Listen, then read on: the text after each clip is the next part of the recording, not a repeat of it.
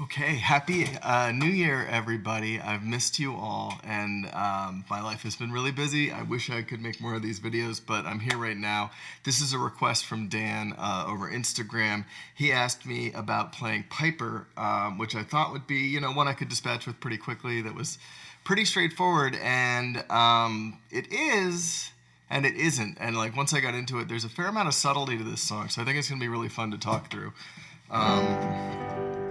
So for starters, we're in G major, and the whole thing is based around that G Mixolydian scale. So it's a G major scale with a flat 7, G, A, B, C, D, E, F, G, and that's a ton of jam band stuff is in that space. It's a very just, you can just cruise around and it all sounds good. What's kind of fun about this as a keyboardist, when you're in G Mixolydian, you may have noticed it's all white keys. So this scale and the key that we're in is super beginner friendly and approachable. The basic motion of Piper comes from the chord progression, which is G, A minor, C, F, E minor, F, G minor, just all in a loop.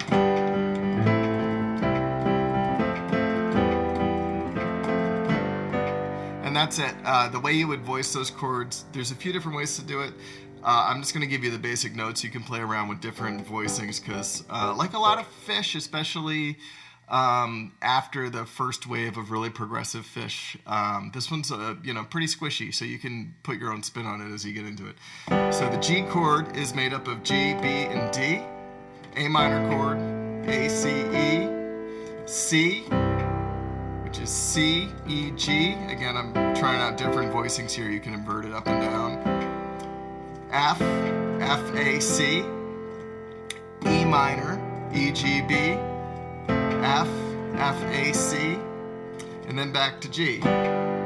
Over and over again. And so you may have noticed that you can hear the song in what we're doing.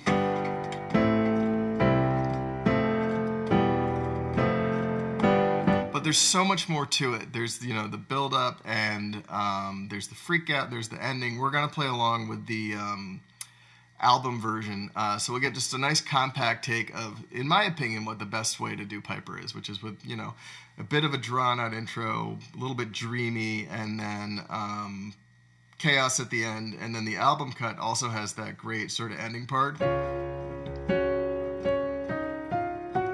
And we'll get into that.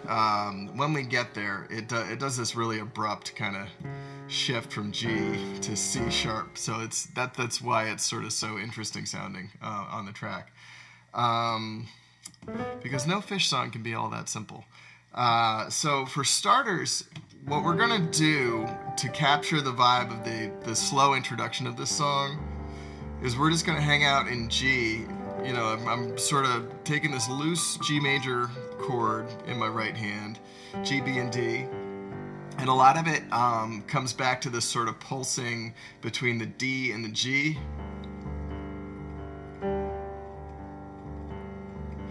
And you're just hanging out in G.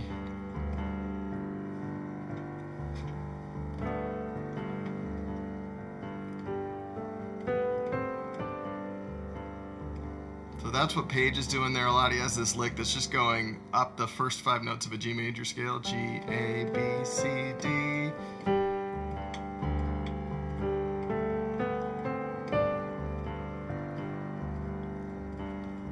You can move if you wanted to. That D, G thing to your right hand.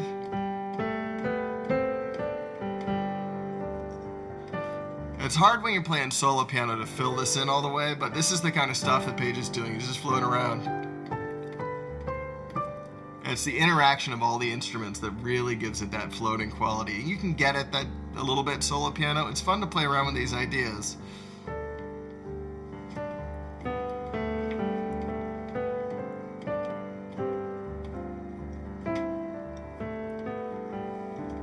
But the whole point of it is it's real loose. So hold down that sustain pedal and just explore it. And eventually, in the song, the guitar is kind of what forces the drive of those chord changes. And I'm just going to keep my left hand on G, at least for the first few go-rounds. So it's kind of like a drone under the chord progression in my right hand.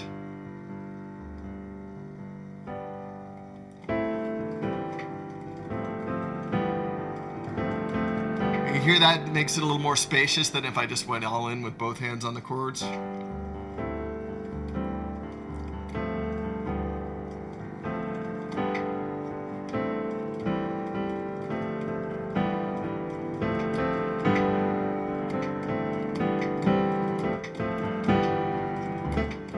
It's also a very forgiving chord progression because it's all based on this very dreamy G, and it all comes back to that G Mixolydian feel. So you can cruise around in a lot. And if you want to come in a little more forcefully, because it floats in and out, the chords are there, and then it's suspending in G again, and none of it seems to be very carefully timed. It's just the band feeling their way through it. And I think Trey, oftentimes on the guitar, will be leading into the chord progression. And then you can go, to be a little more emphatic with the piano, I would move my left hand along with those chords too. So it'd be G, A, C, F, E, F, G, just over and over again. So that you hear that gives it a little more oomph.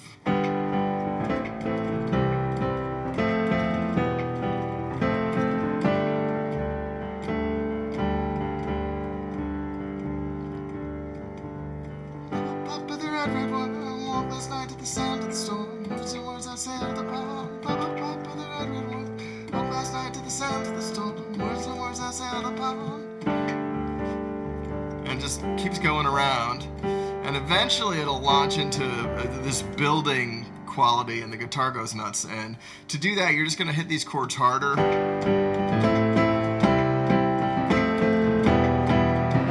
Oftentimes it'll speed up a little bit too, and as you're escalating, what you can do is, as the chords are going by, you can start moving up and down that G Mixolydian scale. I'll give you some examples.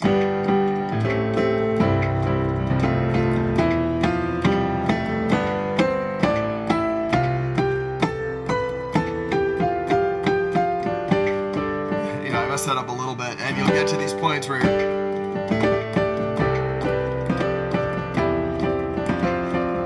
so I'm mostly holding this block of D's, and I've got the G and the A in the middle of it, and I can move it around a little bit because, again, it's all white keys that we're working with here, so it's very forgiving, and I'm moving the chords through with my left hand. And this is helping build that epicness in the build on a piano and how you do it. While you have this blocked between these D chords, there's this really nice little lick you can do when things are really frenetic. So you have the D, the D, the G, and the A. And what I'm going to do is just roll them like this while the chords are going by.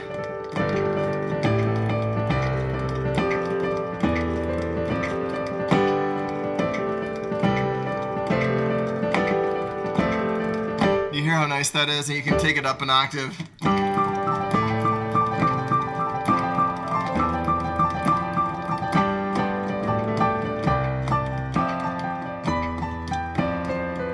And all this stuff gives you a lot of tools to work with as you're doing this. And this isn't a place for like bluesy or pentatonic riffs, but it's more like using that scale. Because it makes it's very epic when you get this, especially this bracketed right hand octave.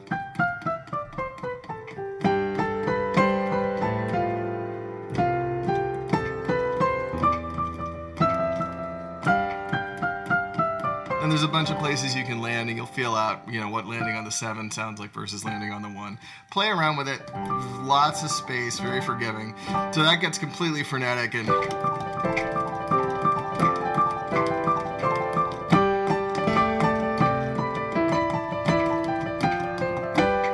then it snaps into this bizarre outro that's just like...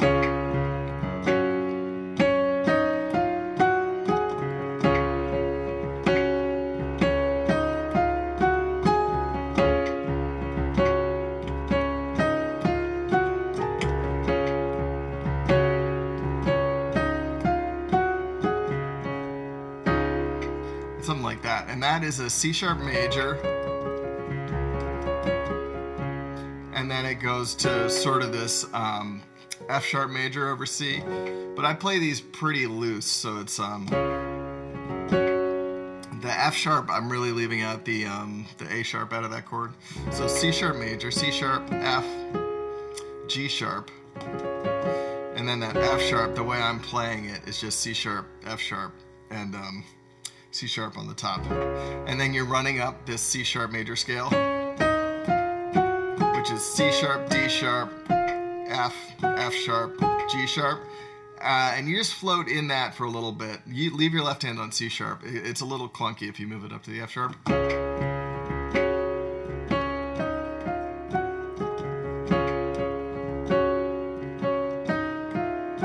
And then you end on just this nice rich, probably like a C sharp major with a 9 in it. So I have the D sharp in it as the 9 as well.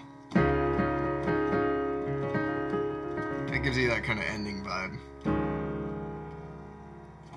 And that's all there is to it. So I'm going to do the tech, and then we will meet back here, and we will play through with the studio cut, and we'll talk about it as we go.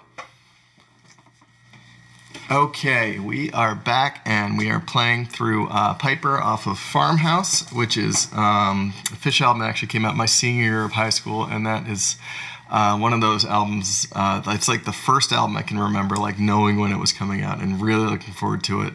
And going to the store and buying the CD on day one and listening to it absolutely obsessively. And here I am 25 years later, still at this ridiculousness, which I am so happy about. And I'm so happy you're here with me. So we're floating in this very loose G, and there's that. And then Trey's doing the chord progression there, you can hear it.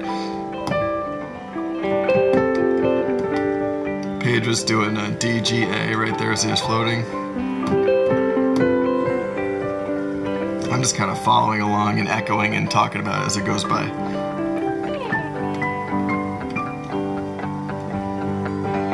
You hear that D to G, that sort of pulse that holds us all together.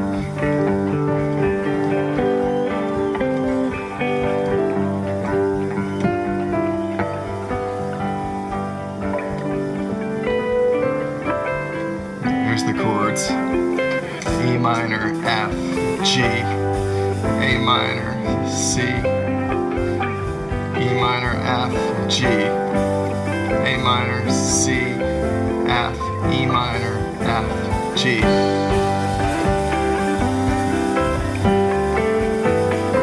And again, you can even just step out of the chords and do that lick.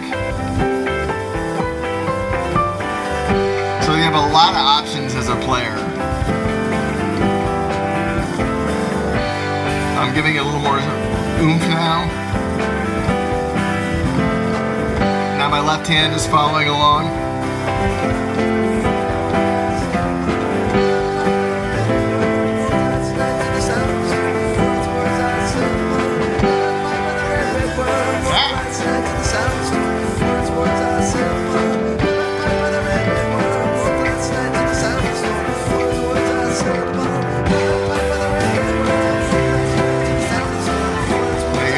Chaotic, hitting them a little more emphasis.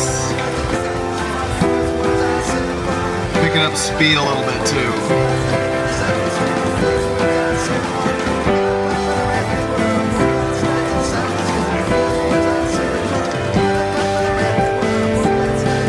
Now I'm not going to follow the chords in my right hand, I'm just doing this big bracket.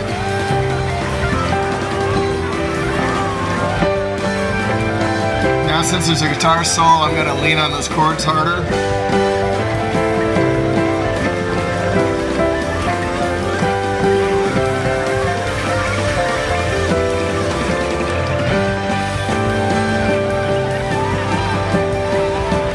I'm just going intuitive right now on this. I'm going to give it. That's what we were talking about.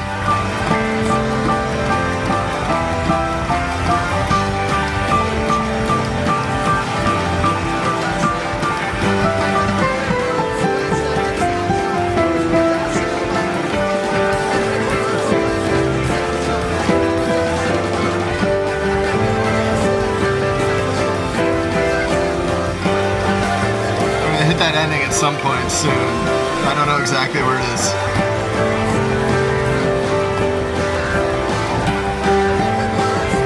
So Sometimes just hanging on to that G with that octave is really helpful too.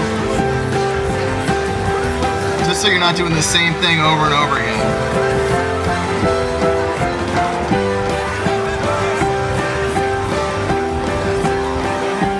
There it is.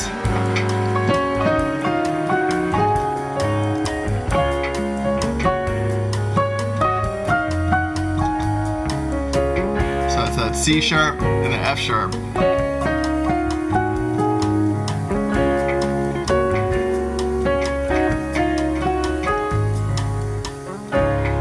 On that C sharp 9 chord. And that's what I got. That was super fun, and I'm really happy to be back making these videos. I'm going to try to keep making more of them. I have a big pile of requests to get through. You can find me on Instagram at Andrew North Rocks. If you have any requests, shoot me a message over there. That works really well. Leave me a YouTube comment. That's great too.